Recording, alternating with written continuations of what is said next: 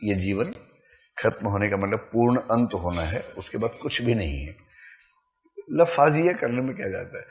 Sir जब कोई बहुत निकट के व्यक्ति मरता है ना, तो व्यक्ति झेल नहीं पाता, उसका मन करता है कि किसी न किसी रूप में वो हो, ताकि मैं अपने इमोशंस कन्वे कर सकूं।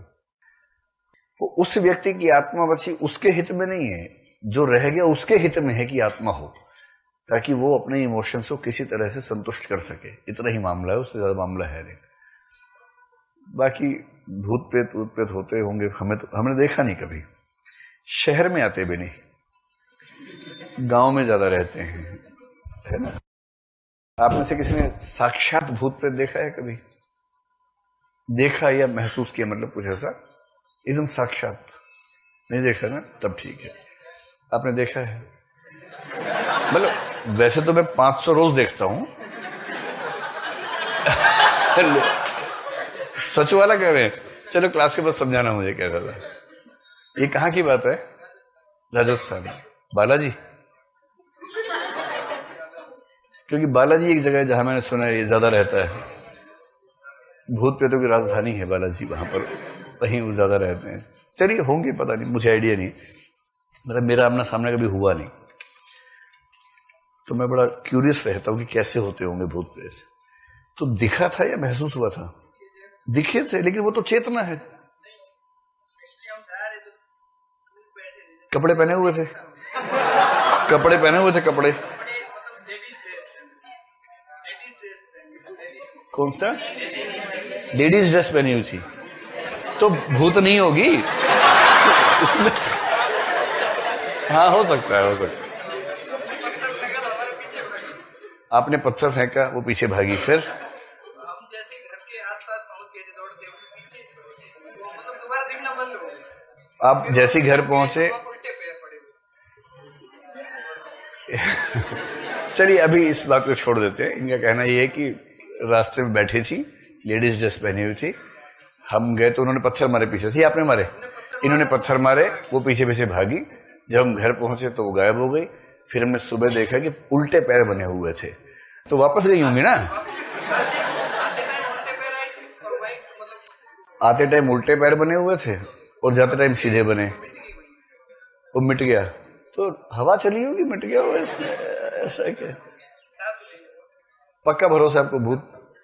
उसके बाद ट्राई किया फिर से आपने कभी? अरे कोई गांव की औरत होगी, बीड़ी बीड़ी पीने के लिए आ गई होगी वहां पर। हो सकता है, चलो हो सकता है। भगवान करे भूत नहीं हो, ताकि आपका विश्वास कायम रहे। आपने भी देखा है?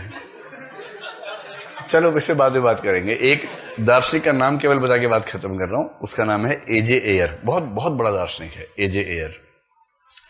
उससे किसी ने कहा कि भाई भगवान होता है, उसने कहा मैं नहीं मानता। उसने कहा कि मैंने देखा है सपने में, मैंने साक्षात एहसास किया है।